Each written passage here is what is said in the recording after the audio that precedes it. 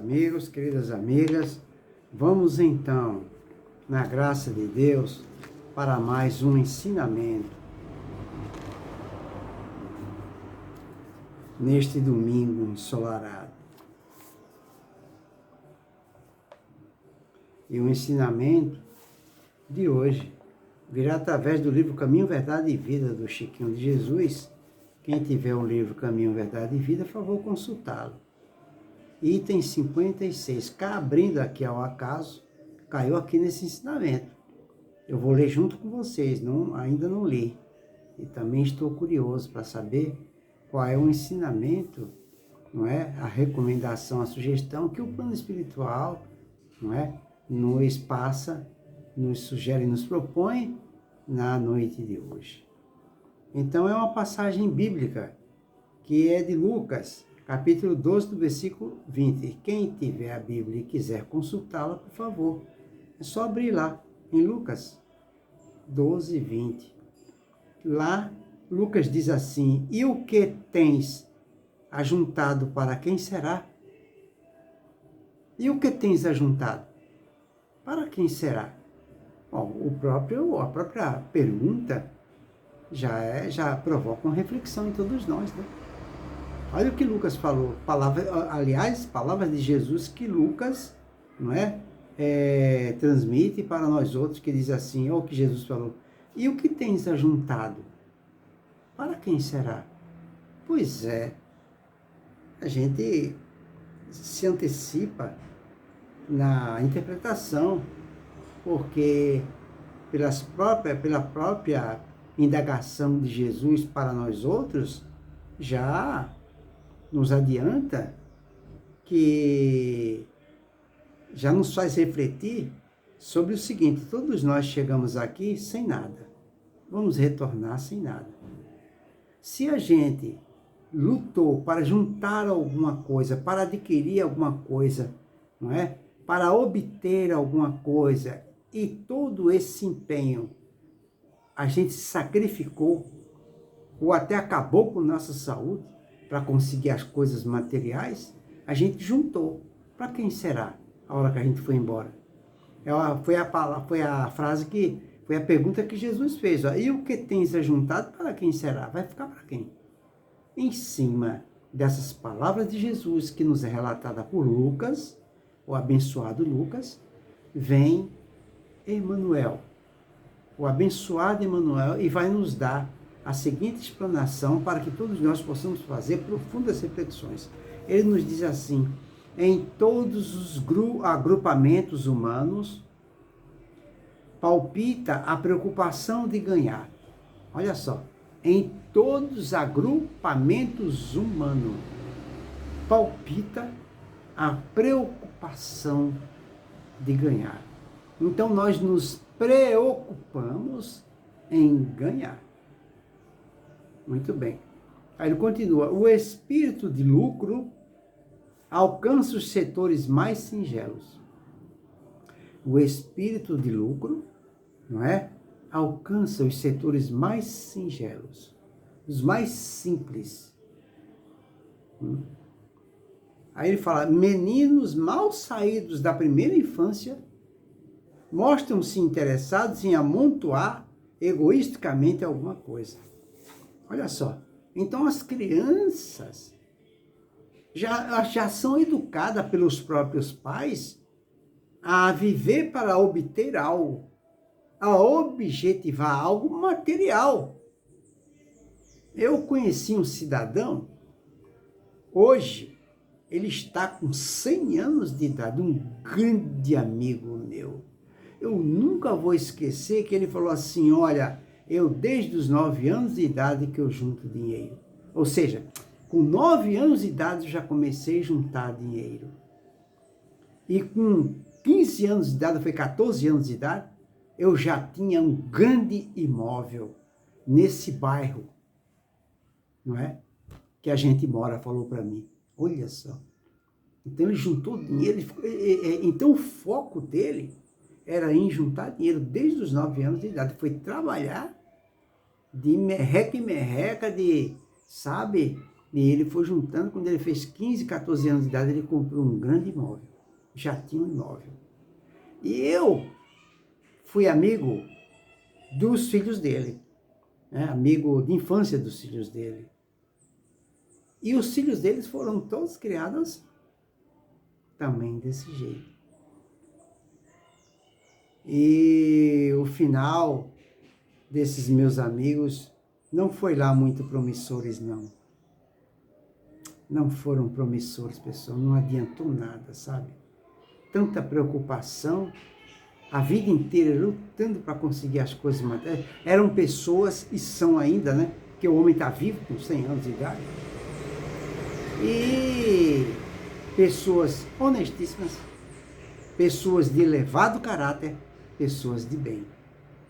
Mas que viveram especificamente em função de se preocupar para conquistas materiais, se precavendo para o futuro. A desculpa sempre é essa. É para deixar para meus filhos, é para o futuro, né? Para que os meus filhos não passem pelo que eu passo. Mas não é, é da própria pessoa mesmo. Ficar voltado para esse fim, para essa finalidade, né? Aí o que acontece? Depois de muitos anos, a gente percebe que a gente estava equivocado. Deus, ele não nos mandou para a Terra, ele é inteligente. E Deus não seria inteligente se nos tivesse colocado na Terra para sair todos os dias de manhã de casa para o trabalho, do trabalho voltar para casa. Viver essa rotina. Ou mesmo frequentar uma religião. Então, digamos que um homem honesto, trabalhador, cumpridor dos seus deveres, com relação à sua família, não é? Ele tenha uma vida rotineira, onde todos os dias de manhã ele sai para o trabalho, no final da noite ele volta para casa, e fica assim a semana inteira. No final de semana ele pega a sua família e vai para a igreja. Mesmo com toda essa honestidade, com essa rotina, Deus não nos criou para viver em função dessa rotina. Está faltando algo. Está faltando algo. Tanto é verdade que a pessoa que vive assim, ela vai ter um final exatamente igual a esse meu grande amigo, que criou todos os filhos com essa rotina. Por quê? Porque esse cidadão de 100 anos de idade, pai dos meus amigos de infância, ele já recebeu esse tipo de cultura dos seus pais. E os seus pais dos seus avós. E ele passou isso para os seus filhos, que ainda são meus amigos. E olha o resultado dos meus amigos. Olha o resultado. Se equivocaram. Hoje estão arrependidos. Enfim, aí ele fala: meninos mal saídos da primeira infância mostram-se interessados em amontoar egoisticamente alguma coisa. Não precisa ser dinheiro. Pode ficar a vida inteira lutando para conseguir um carro. Porque a cultura da sociedade, ela nos impulsiona para isso. Por exemplo, as tradições. Por exemplo, um jovem, não é? Que ele trabalha de empregado e ganha pouco. Ele tem um grupo de amigos. Naturalmente, eles têm namorada. Só que as namoradinhas deles não querem sair com os rapazes que não têm carro. Isso já é uma cultura, uma tradição da sociedade. Então, o jovem, ele vai ter que lutar e se matar de trabalhar para conseguir dinheiro para comprar um carro. Para não ficar, não é, à margem da tradição dos seus amigos que tem carro e ele não. E sem contar as namoradinhas que não vai querer andar a pé com ele. Então já é uma tradição, uma cultura da sociedade que nos impulsiona a nos preocuparmos, a nos escravizarmos de coisas materiais. E a pessoa cresce assim. Cresce assim, com essa cultura e essa tradição. Onde nós temos que ter alguma coisa. Quem não tem nada, quem não tem uma boa profissão, quem não estuda, Quem não aprende vai sofrer. Aí ele continua: a atualidade conta com mães numerosas que abandonam seu lar a desconhecidos durante muitas horas do dia, a fim de experimentarem a mina lucrativa. Tá vendo? Olha o que ele fala das mães aqui, tá vendo, Emmanuel? Tá vendo? Olha o que ele fala. A atualidade conta com mães numerosas que abandonam seu lar a desconhecidos, ó, durante muitas horas do dia, a fim de experimentarem a mina lucrativa. É verdade, a maior parte das mães hoje em dia, não podemos generalizar, mas a maior parte, odeiam, tem verdadeira ojeriza de ficar em casa cuidando de criança, que a gente sabe que criança dá trabalho. Então, por isso, as mães, um vastíssimo número de mães hoje em dia, não quer, preferem sofrer para se locomover todos os dias de manhã nas condições superlotadas para ir até o trabalho, sofrer no trabalho, chegar morta de cansaço em casa no final do expediente, prefere todo esse sofrimento o mês inteiro, mas não querem ficar em casa cuidando de criança. Então elas preferem fazer esse sacrifício e pagam as creches para cuidar dos seus filhos. Certa ocasião, eu faço todo dia de manhã, eu costumo fazer uma caminhada. E eu estava fazendo uma caminhada e eu vi uma placa, tinha uma placa num determinado local, escrita assim, cuida-se de criança. Então tinha um local que cuida de criança. Então o que acontece? Quando eu ia passando próximo desse local de manhã, 6 horas da manhã, ou 6:30 por aí, de longe eu ouvi gritos de crianças chorando, chamando a mãe.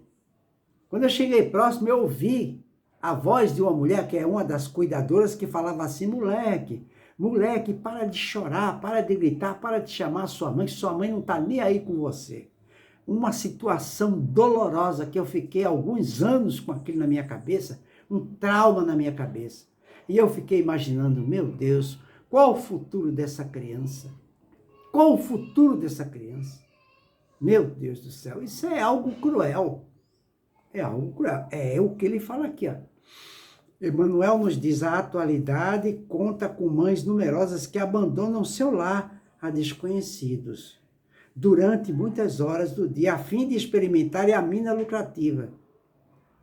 Nesse sentido, a maioria das criaturas converte a marcha evolutiva em corrida inquietante. Então, a nossa marcha evolutiva, não é? Ela se converte numa corrida inquietante. Pois é. Aí ele continua: por trás do sepulcro,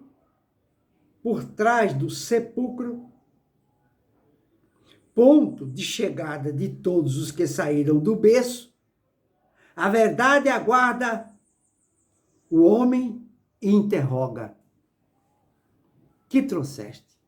Olha só, então está dizendo o seguinte: então a gente vive essa ilusão aqui na Terra. Todos nós invertemos os reais valores, não é?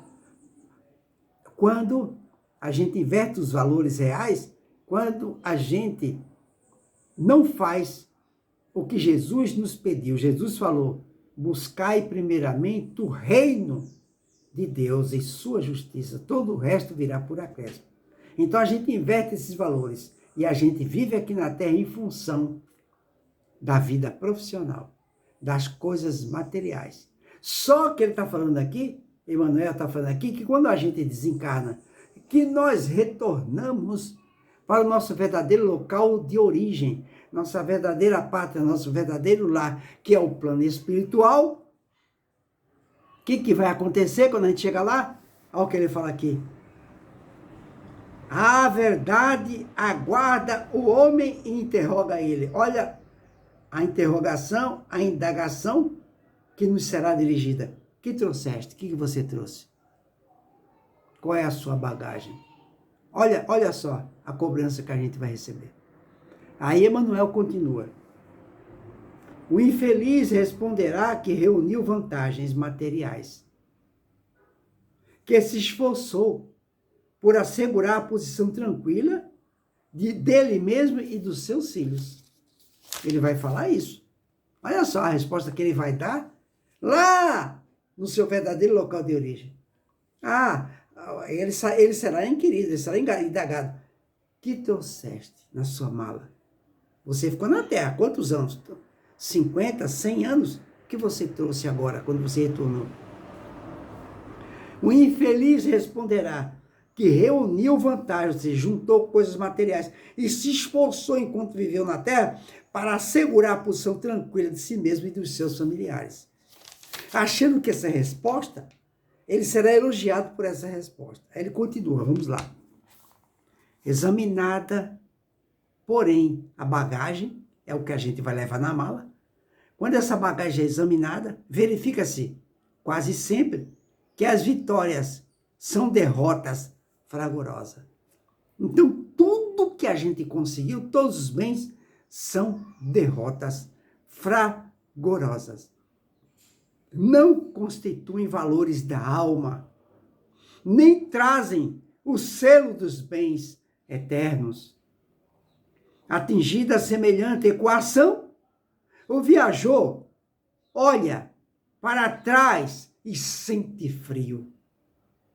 Ele olha lá para a terra, e ao olhar lá para a terra, ele percebe, passa na sua tela mental os flashes de toda a sua performance durante toda a sua vida na terra.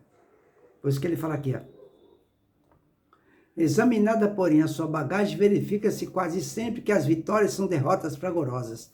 Não constituem valores da alma, nem trazem o selo dos bens eternos. Tá vendo? Atingida semelhante equação, o viajor olha para trás e sente frio. Prende-se de maneira inexplicável aos resultados de tudo, o que amontoou na crosta da terra. A consciência inquieta enche-se de nuvens e a voz do evangelho soa-lhe aos ouvidos, dizendo: pobre de ti, porque teus lucros foram perdas desastrosas, e o que tens ajuntado, para quem será? Fica aí, portanto, esse ensinamento maravilhoso que está em Lucas, capítulo 12, do versículo 20. Para que todos nós façamos uma reflexão no íntimo do nosso mais íntimo, nas profundezas de nossa consciência, para saber o que estamos fazendo de nossa vida, como é que nós estamos administrando os nossos bens, as nossas metas, qual é o nosso objetivo na terra? Porque Jesus foi bem claro, reconhece-se o verdadeiro cristão pelas suas obras, a cada um segundo suas obras. Quando a gente chegar no plano espiritual, e a obra? Cadê a obra? A nossa mala vai ser aberta, e não adianta falar, me matei de trabalhar, trabalhei noite e dia, não foi em prol do meu benefício, foi para deixar para os meus filhos. Isso não vai adiantar, isso não vai convencer a Deus. Cadê a obra? Cadê a obra? Fica, portanto, para a nossa reflexão. Façamos uma reflexão sobre isso. Porque a nossa felicidade depende disso, dessa consciência, desse discernimento. Porque não há mais tempo. Não há mais tempo. Que o nosso Senhor Jesus nos abençoe a todos.